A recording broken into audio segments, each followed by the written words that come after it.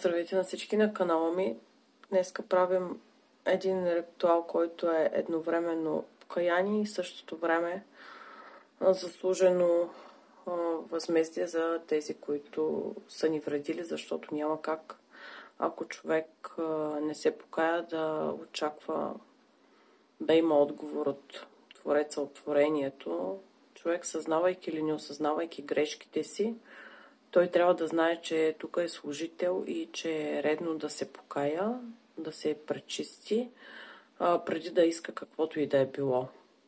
Независимо дали му вредят или не му вредят, това е според неговия взор, според взора на Твореца и на Създателя на всички нас и на всичко, което виждаме и не виждаме и ни заобикаля и не само. Неговия взор е много по-различен и неговия взор е този, който е справедлив, така че не може да казваме, че нещото, което се случва в живота ни е несправедливост. Ние просто нямаме този взор, тези очи, това знание, за да видим напред, назад във времето. Отделно в сегашно, защото нашата преценка е субективна, което ще рече, че сме повлияни от собствените си желания, интереси, облаги и няма как да сме напълно сигурни в нашите действия и бездействия. Това, което искам да кажа, е, че всеки трябва да знае, че за да иска, първо трябва да даде и на първо място да се покае за всичко, което знае, че е съгрешил и всичко това, за което не знае, че е съгрешил. Затова почваме с едно покаяние, което ще направиме и след това продължаваме с молитва към тези, които ни мразят. И в момента четеме слово, което се чете задължително, преди да започне да се използва Божието слово. Чете го този път на глас за всички вас.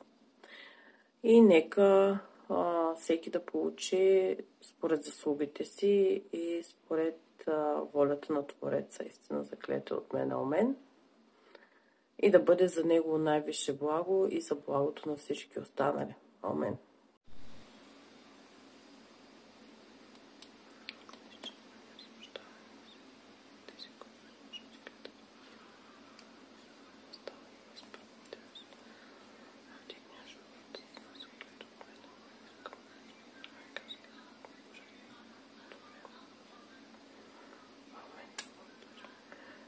Пресвета Тройце, Господи Боже и Създател на целия свят, побързай и умъдри сърцето ми да започна с разум и да завърша с добри дела тези боговдъхновени книги, която Светия Дух е изрекал и сега аз недостойния чета, съзнавайки своето невежество, аз падам пред Тебе, моля Ти се, от Тебе прося помощ. Господи, оправи ума ми и утвърди сърцето ми да се грижа не само да прочитам, но и да разбирам прочетеното.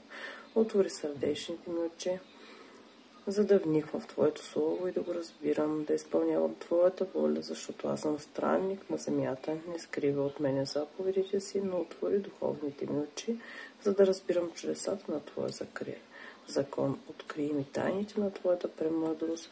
На Тебе се надявам, Боже мой, да ми просветиш ума и разума със светлината на Твоето познание, което ми послужи за спасението от душата и за насладие на вечния живот, заедно с всички Твои избраници. Защото Ти си този, който просвещаваш намиращите се в тъмнина и от Тебе е всеки добър дар сега и винаги във вечните векове. Амен. Така да бъде.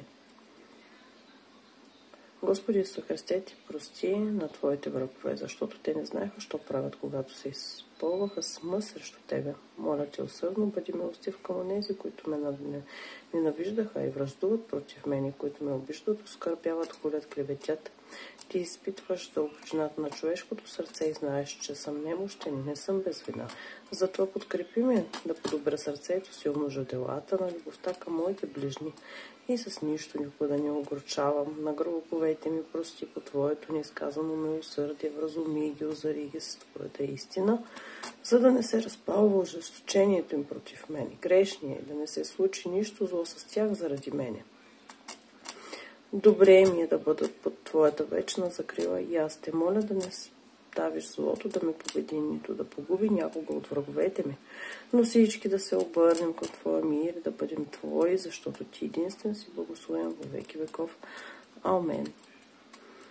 Господи Исус Христе, Ти прости на Твоите врагове, защото те не знаеха, що правят. Когато се изпълваха с мъст срещу Тебе, моля Те, усърдно бъди милостив към тези, които ме ненавиждаха и враждуваха против мене.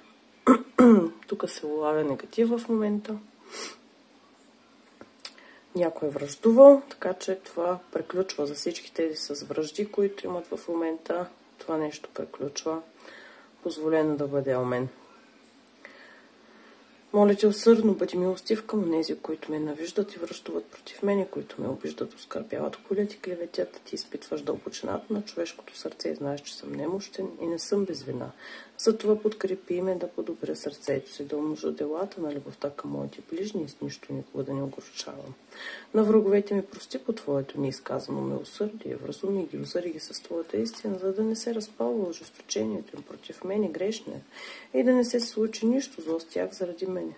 Добре ми е да бъда под Твоята вечна закрила и аз Те моля да не оставиш злото да ме победи, нито да погуби някого от враговете ми, но всички да се обърнем към Твоя мир и да бъдем Твои, защото Ти единствен и благословен веки веков. Амен.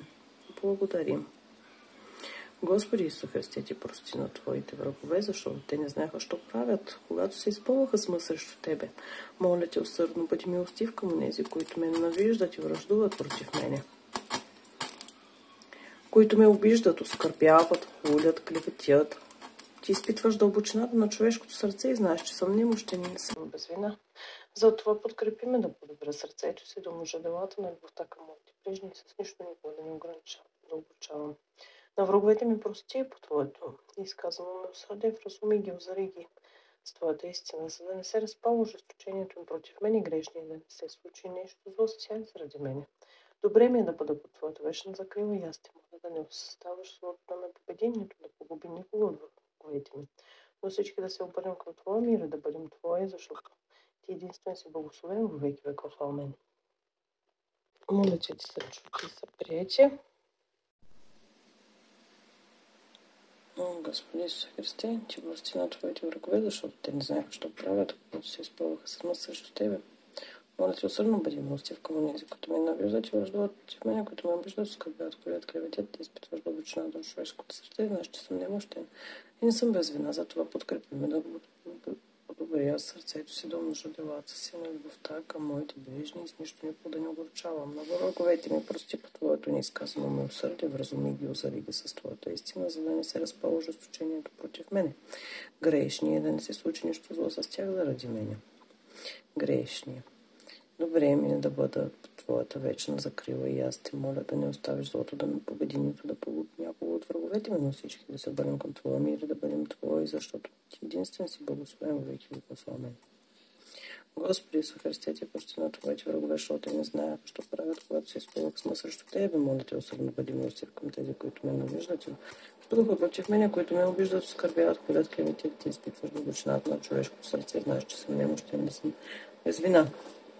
Затова подкрепи ме да подобря сърцето си, да умножа делата на любовта към моите ближни, също никога да не огорчавам. На враговете ми просто по Твоето неизказано милосърдие, вразуми ги, озари ги с Твоята истина, за да не се разпалва ожесточението им против мен и грешния, да не се случи нищо зло с тях заради мене. Добре ми е да бъда под Твоята вечна закрила и аз Те моля да не оставиш злото да ме победи, нито да погуби някого от враговете ми.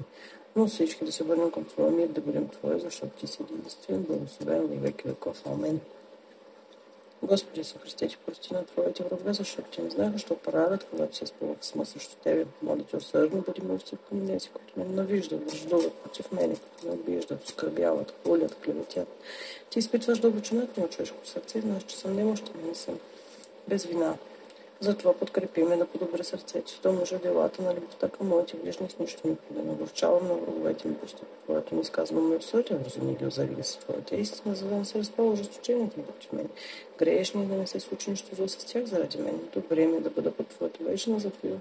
И аз Те моля да не оставиш злото да ме победи, нито да погуби някого от враговете ми, но всички да се обърне към Твоя мир и да бъдем Твои, защото Ти единствен си благословен във веки веков. Амен.